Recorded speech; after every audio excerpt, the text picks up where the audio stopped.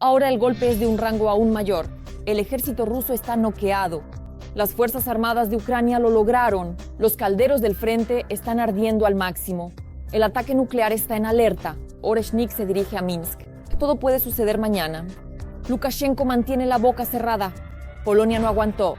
El contraataque marca el fin de la era de los dictadores. El armamento búlgaro irrumpe en la carnicería. Sobre todo esto, en nuestro programa Punto Infernal, ha sucedido.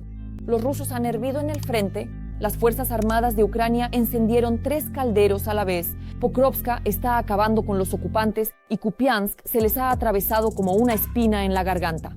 Este es un verdadero triunfo para los nuestros. Rusia está perdiendo los territorios ocupados. El ejército enemigo se desinfla ante nuestros ojos. En este momento, Crimea se apaga y además la región de Kursk también. Las fuerzas ucranianas destruyeron por completo el nido de Iskander. Un apocalipsis de fuego cayó sobre el enemigo. Las primeras imágenes. Tienen que ver esto. El comandante en jefe de las Fuerzas Armadas de Ucrania concedió una entrevista a la prensa la víspera. Según se supo, en menos de 2 meses, las fuerzas de defensa lograron atacar 85 objetivos importantes del enemigo, de los cuales 33 son militares.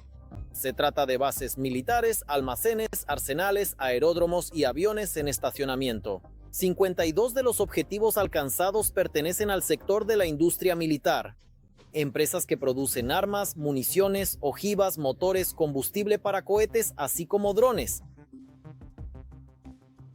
Al mismo tiempo, los analistas señalan que recientemente las fuerzas de defensa han intensificado la presión sobre Crimea. Así, tras la destrucción de los aviones anfibios, los nuevos objetivos de los drones ucranianos se han convertido en los aviones de transporte AN-26. Cada día, en la península recuperada, se producen ataques contra aviones o helicópteros rusos. Recordemos, al menos 3 helicópteros, 2 aviones anfibios, 2 Chaika B-12, el AN-26. El aeródromo Kachi en Crimea es un aeródromo militar y ya sabes, también sobrevuelan los sistemas de defensa antiaérea. No es sorprendente, porque precisamente en esa misma lista, junto con estos aviones, los AN, también hay estaciones de radiolocalización. Antes de esto, el cielo allí era simplemente único. Nuestras fuerzas de defensa también han logrado éxitos tanto directamente en el frente como, según informan los analistas. En particular, las noticias de la zona de Dobropilia han vuelto a ser buenas. 3 cercos de unidades rusas de inmediato y nuevas localidades liberadas. En la zona de Dobropilia se han liberado especialmente 7 localidades y según el jefe del Estado Mayor ucraniano, Sirsky, el avance en profundidad sobre el territorio ocupado ha sido de hasta 7 kilómetros y el área liberada es de aproximadamente 160 kilómetros cuadrados. Las bajas de los ocupantes ascienden a 2.500 efectivos. Además, cabe destacar que también se destruyeron más de 20 unidades de equipo blindado pesado. La mayoría de los ocupantes rusos capturados formaron lo que se denomina un fondo de intercambio. Sin embargo, también se registran avances por parte de las unidades rusas. En particular, al no lograr éxitos en los ataques cerca de Pokrovsk, el Estado Mayor ruso decidió redirigir ligeramente sus esfuerzos. Lamentablemente hoy la primacía la tiene el frente de Novopavlivka, ya que los avances tácticos del enemigo en esa zona se han vuelto constantes. Ni siquiera es un problema, sino que hoy la táctica del enemigo es evidente. El enemigo intenta entrar y salir de los asentamientos, busca puntos débiles en nuestra defensa, luego crea ciertos bolsillos y posteriormente intenta cerrarlos.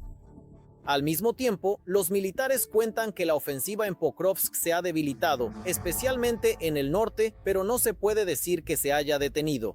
Trasladando los restos de las unidades combatientes desde Yarkov y Sumy, los ocupantes no cesan los asaltos a la ciudad desde el pueblo de Svirove, aunque en una semana no han logrado avanzar ni un metro allí. Rusia no se rinde.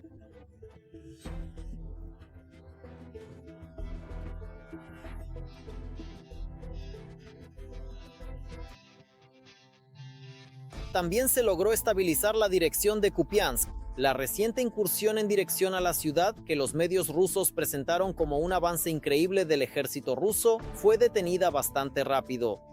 A los rusos se les privó de la posibilidad de trasladar en secreto asaltantes a Kupiansk y de suministrar municiones. Como resultado, llevan más de una semana sin avanzar.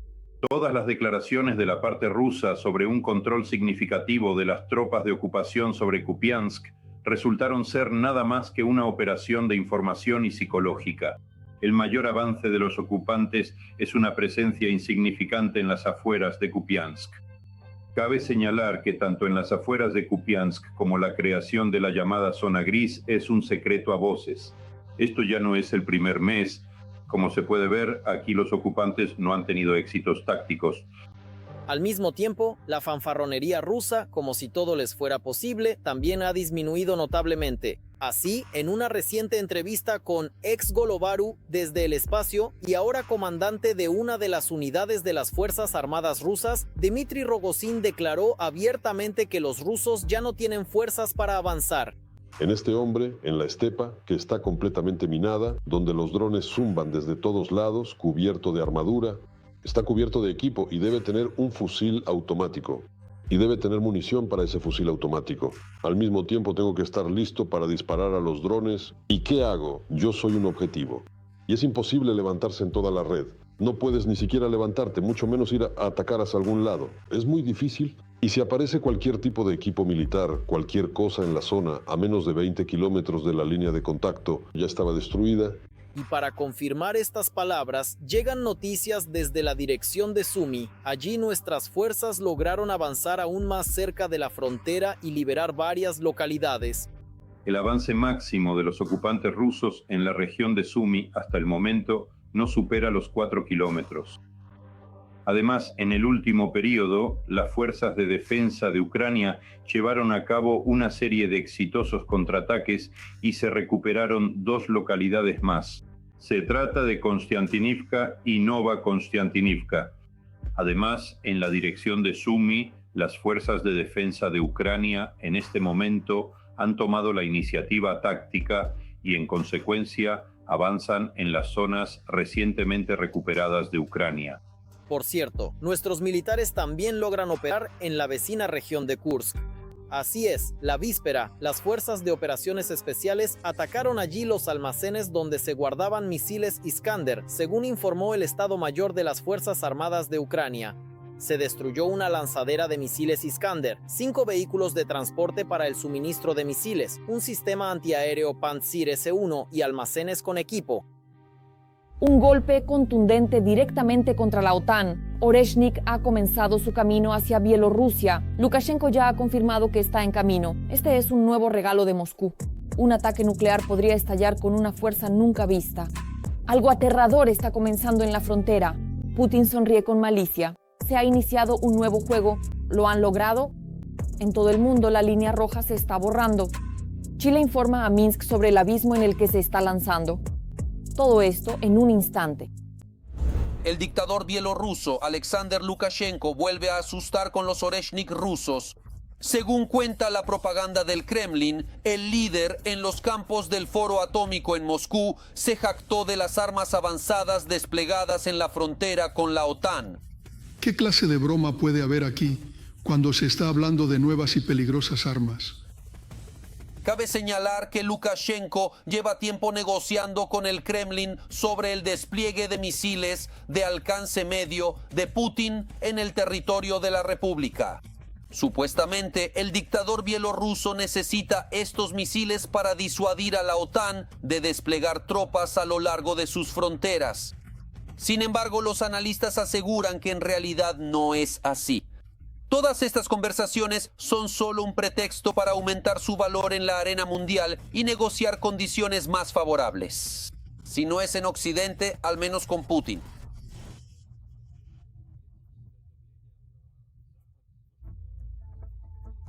Pero prometer no significa casarse.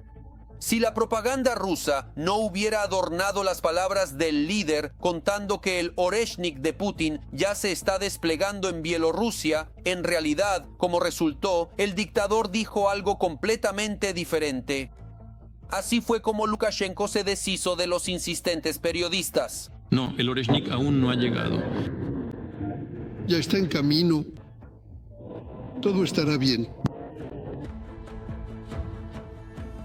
En realidad, no hay Oreshnik en Bielorrusia ni puede haberlo, explican los expertos.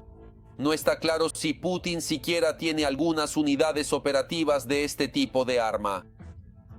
Por lo tanto, simplemente no hay nada que transferir a Minsk.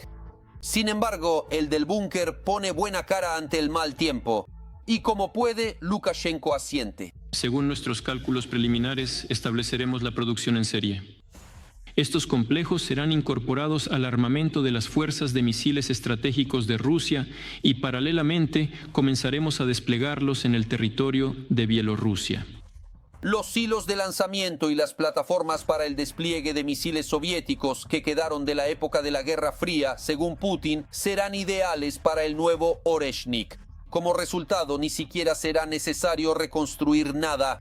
Al ahorrar en infraestructura, los bielorrusos, en cuestión de días tras la llegada de los misiles rusos a la República, podrán desplegarlos y ponerlos en servicio de combate. Esto requiere gastos mínimos.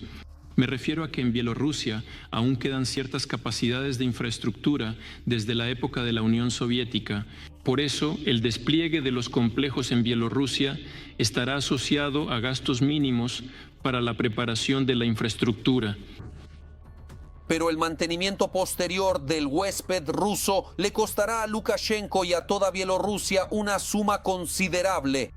Algunos analistas creen que al país le tocará trabajar el resto de sus días casi solo para ese huésped. Mantener un arsenal nuclear es increíblemente caro. Son gastos muy elevados. Esto incluye su almacenamiento, mantenimiento, porque para su parte activa hay que instalar detonadores químicos, explosivos, refugios especiales, servicios especiales y mucho más. Muchísimos miles de millones de dólares. A esto Lukashenko vuelve a bromear, diciendo que el Oreshnik es un arma avanzada y no nuclear. Por lo tanto, su mantenimiento no es tan costoso. Nos reprochan por el arsenal nuclear que lo hemos desplegado y demás. Esto no es un arma nuclear, pero es muy efectiva. Sin embargo, las acciones de Lukashenko demuestran lo contrario. No en palabras, sino en hechos, el dictador bielorruso no se apresura a desplegar el Oreshnik de Putin en su territorio. Sin embargo, en público, el Batka sigue interpretando el papel de fiel aliado de Putin. Y parece que el Kremlin no necesita más que eso. Advertencia candente. El anuncio del apocalipsis de Lukashenko. En la red han aparecido mapas filtrados con nuevas bases bielorrusas y señales alarmantes indican que se avecina algo terrible. Lukashenko ha puesto en marcha la máquina militar con una intensidad increíble y al parecer ya es difícil detenerla. Las declaraciones desde el Kremlin son impactantes. Jaque mate o simplemente otro truco barato en la feria política. De esto trata el siguiente reportaje. Bielorrusia, cada vez más firmemente, se consolida como una cabeza de puente militar para Rusia. Muy a menudo se discute el problema de la base rusa en el territorio de Bielorrusia. Escuchen, es un problema inventado. Los periodistas del proyecto Skemi, junto con el servicio bielorruso de radio Svoboda y los medios estonios Delfi y Eesti Express, analizaron decenas de imágenes satelitales del polígono Tleve de los años 2022 y 2025. Se creó un mapa de los objetos militares bielorrusos.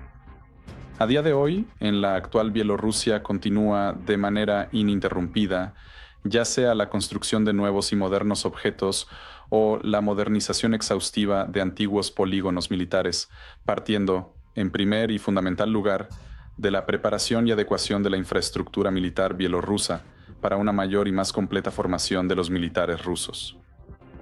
La construcción más grande está cerca de Sula Pavlivka, al sur de Pinsk.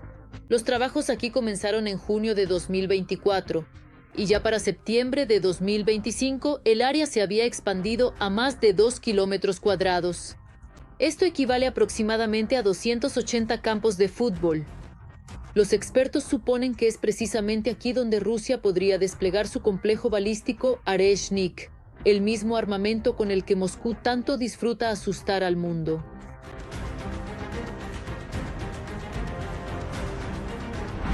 Este territorio no fue elegido por casualidad. Antes aquí se encontraba la base soviética, el campamento militar número 25 Pavlivka, donde estaba desplegado el 36º Regimiento de Misiles Estratégicos de Slutsk. Estaba armado con misiles R-12, así como con complejos móviles Pioner y Topol. Después de que en 1993 Bielorrusia se adhiriera al Tratado de No Proliferación de Armas Nucleares, el regimiento fue trasladado a Rusia y la base fue destruida. En mi opinión, estos objetos están relacionados con equipamiento de nivel estratégico que podría ser desplegado en Bielorrusia, ya sea avellano o cualquier otra cosa. Es posible que se trate de armas nucleares, ya que en este lugar podrían haber existido instalaciones de almacenamiento durante la Guerra Fría. Las imágenes satelitales registran trabajos a gran escala. La tala de bosques, montículos de tierra, la construcción de 13 almacenes de municiones de 30 por 20 metros, 3 hangares de 100 metros de largo y cimientos para futuras edificaciones, así como una nueva red de caminos.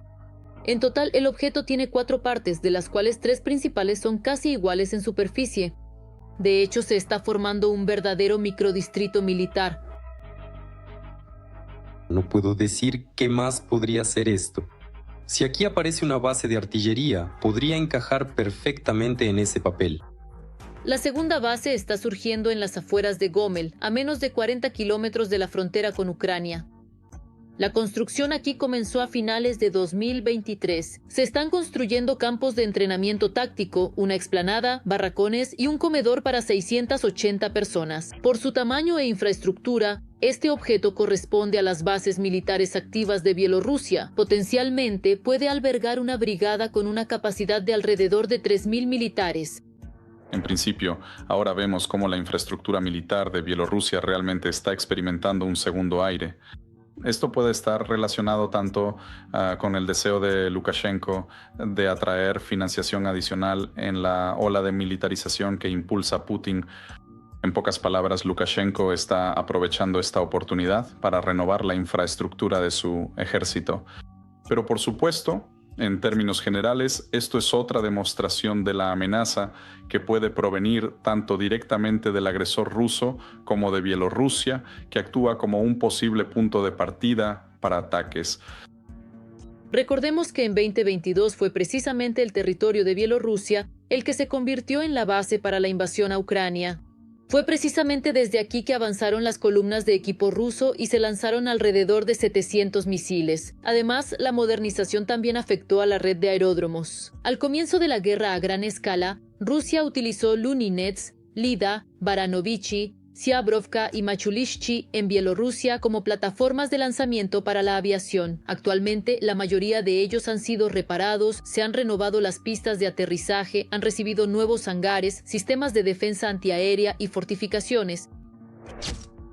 Si Rusia realmente tiene planes para una nueva invasión a gran escala en Ucrania o en uno de los países de la UE desde el territorio de Bielorrusia, sin un traslado masivo de la aviación a los aeródromos bielorrusos, esto será imposible. Precisamente el movimiento de aviones y helicópteros hacia estas bases, así como el despliegue de sistemas adicionales de defensa antiaérea, será una señal evidente de que el Kremlin se está preparando para acciones ofensivas. En la parte central del país, cerca de Osipovichy, se observa la actividad de la 465 Brigada de Misiles. Los nuevos hangares para los Iskander-M incluyen incluso la construcción de una línea ferroviaria separada entre esta brigada y la vecina. La base de municiones número 1405. Son precisamente los expertos quienes la asocian con la modernización de la infraestructura de almacenamiento para satisfacer las necesidades de mayor seguridad, sin descartar la posibilidad de almacenar municiones rusas de nivel estratégico. Estos ejercicios militares son una señal extremadamente seria y preocupante de la preparación directa y activa de la Federación Rusa, así como de sus estados satélites y aliados, para llevar a cabo acciones militares ofensivas y agresivas contra Ucrania desde nuestro frente norte, o, lo que ahora parece mucho más realista y una amenaza inminente, el tema crítico del corredor de Suwałki, es decir, un ataque directo y coordinado contra las naciones de Polonia y Lituania, lo cual tendría implicaciones geopolíticas muy significativas. Por eso, todas estas son señales sumamente alarmantes que están siendo evaluadas activamente directamente por la OTAN. Vemos cómo paralelamente la Alianza del Atlántico Norte lleva muchos meses revisando también sus propios ejercicios militares, empezando por el Air Defender 2025 en Polonia, y allí en octubre habrá ejercicios nucleares. Y además, el despliegue de fuerzas de la OTAN más cerca del flanco oriental de la alianza, como una demostración de disposición ante posibles provocaciones por parte de la Federación Rusa. Bielorrusia hace tiempo que tomó el camino de la completa subordinación a Rusia. Nuevas bases militares, polígonos modernizados, misiles estratégicos. Todo esto convierte a Bielorrusia en parte de la máquina militar de Putin. Cada almacén, cada hangar, cada carretera, este es otro paso para que el territorio de Bielorrusia se convierta en una plataforma de lanzamiento para nuevas amenazas, no solo para Ucrania, sino para toda Europa. Y a juzgar por el ritmo de la construcción, este proceso no solo no se detiene, se está acelerando. Bulgaria sorprendió a todos. Sofía está en el lado de la verdad, una ayuda fantástica que hizo estallar Moscú desde dentro. A Putin le tiembla el ojo, pero no puede hacer nada. Esto lo cambia absolutamente todo.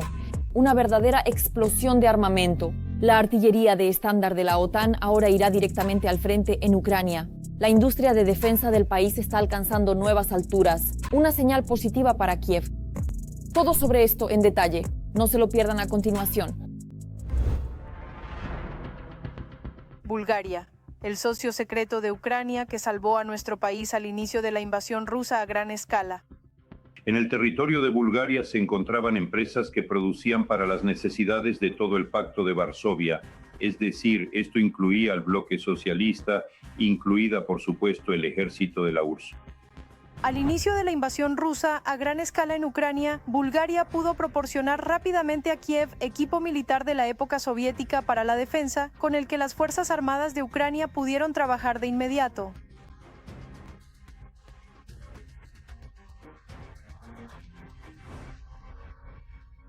Los proyectiles de artillería soviéticos de calibre 122 y 152 milímetros fueron suministrados directamente desde los almacenes de almacenamiento en el territorio de Bulgaria. Se trata de que, desde los tiempos del Pacto de Varsovia, el complejo militar industrial de Bulgaria era considerado uno de los más dinámicos.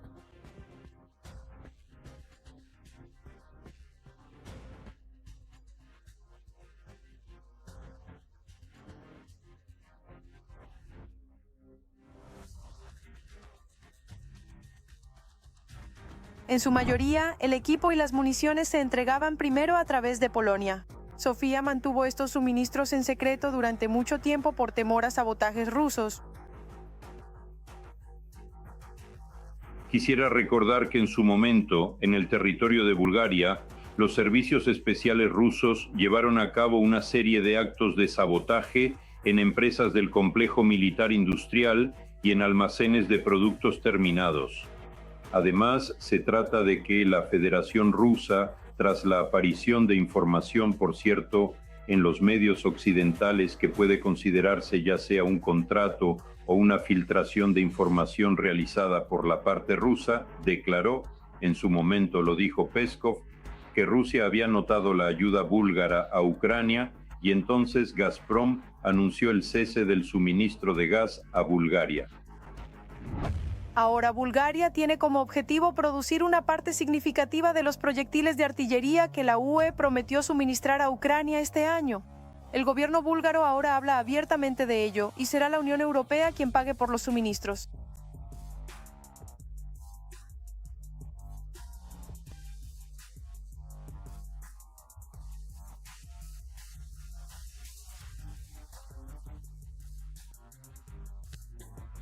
Cabe señalar que Rheinmetall ha anunciado la instalación de sus fábricas de producción de proyectiles de artillería en territorio búlgaro.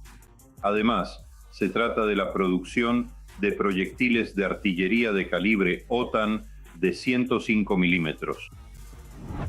Expertos búlgaros señalan que, tras la producción de municiones, según el estándar soviético para Ucrania, la fabricación de municiones bajo los estándares de la OTAN será un cambio decisivo en la industria de defensa búlgara. A Polonia se le ha acabado la paciencia, está lista para destrozar a Moscú en pedazos. Esto lo cambia todo. Ahora los objetivos rusos están bajo la estricta vigilancia de los cazas polacos. Putin sintió que la retórica de Varsovia está cambiando y que su rumbo adquiere una fuerza letal para la Federación Rusa. Parece que ahora Rusia pagará por todo. El vecino se armará hasta los dientes. Un golpe en respuesta está en camino. De todo esto hablaremos a continuación. Polonia da un paso que puede cambiar radicalmente las reglas del juego en el cielo sobre Europa. La invasión rusa a Ucrania no es solo el conflicto más serio en Europa desde la Segunda Guerra Mundial. Es un momento decisivo. El antiguo orden internacional se está desmoronando ante nuestros ojos. El orden establecido se está destruyendo ante nosotros. El mundo ha entrado en una nueva y peligrosa era de rivalidad. Grandes potencias, violaciones de reglas y pruebas de los límites de lo permitido. ¿Hasta dónde se puede llegar antes de que alguien diga claramente «basta, alto»? Al seguir hablando de paz y seguridad, estamos obligados a respaldar estas palabras con acciones concretas. Varsovia está preparando una ley que otorga a sus militares el derecho de derribar drones rusos e incluso aviones en el territorio de Ucrania y Bielorrusia, sin la aprobación previa de la OTAN o la UE. Por eso los militares polacos también tenían que actuar dentro de límites muy estrictos. La ley de 2022 requería aprobaciones adicionales, no solo del presidente y del gobierno, sino también de la OTAN, la UE y del país en cuyo territorio debían actuar las fuerzas polacas. Esa burocracia prácticamente paralizaba la capacidad de Varsovia para reaccionar rápidamente ante las amenazas. Ahora, la coalición de gobierno encabezada por el primer ministro Donald Tusk propone un enfoque fundamentalmente diferente. Primero dispara, luego pregunta. El proyecto de cambios ya ha sido presentado por el Ministerio de Defensa y será considerado con carácter prioritario. Es una ley que tendrá un espectro de influencia mucho más amplio y significativo que solo el derribo de drones, abarcando diversas situaciones y aplicaciones. De la misma manera que en Ucrania tendrá una influencia más amplia que simplemente la rotación de tripulaciones para reunir los barcos que nos han asignado desde el extranjero.